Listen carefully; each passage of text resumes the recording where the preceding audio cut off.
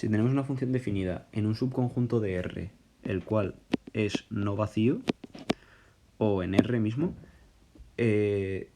podemos afirmar que si f es continua en A, entonces es derivable en A. Pues sabemos que no.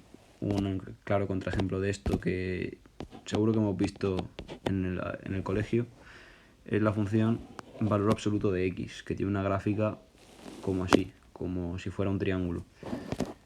Y aquí tendríamos el eje x.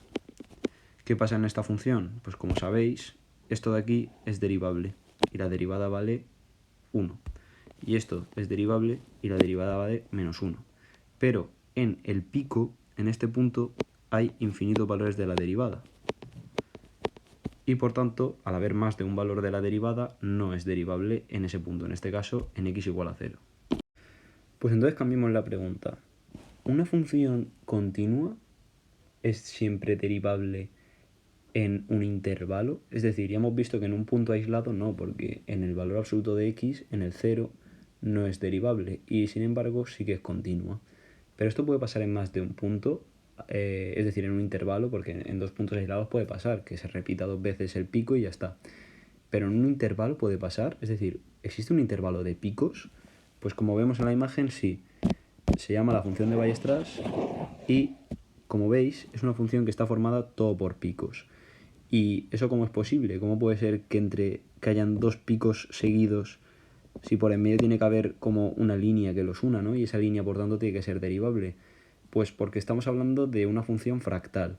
Y ahora vamos a ver cuál es su sentido del análisis matemático con su forma analítica. Y como vemos, esta función es un sumatorio. Y un sumatorio además que tiende al infinito, es decir, un límite cuando tiende a infinito. El sumatorio de n igual a 0 hasta infinito de a elevado a n por el coseno de b elevado a n por pi por x. Que esto se traduce como, por ejemplo, se podría poner el límite cuando h tiende a infinito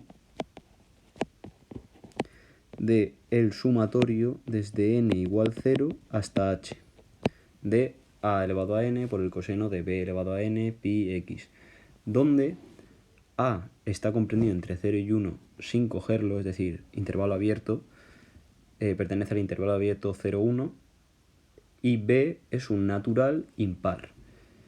Esto además se tiene que añadir que cumplen que a por b es estrictamente mayor que 1 más 3 medios por pi. Y de esta forma sucede lo que vemos en el dibujo de aquí, que si haces zoom en cualquier punto de la función, ha elegido ese, pero como podrías elegir este o este, nos da como resultado la misma función, pero en pequeño.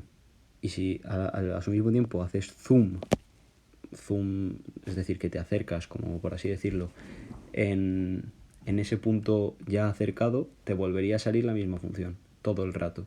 Y por eso hay infinitos picos en cualquier intervalo de la función. Y ahí está el asunto.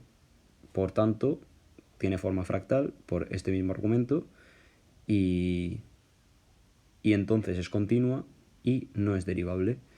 Y nada, hasta aquí todo, espero que os haya gustado, darle like, comentar y todo eso si os apetece.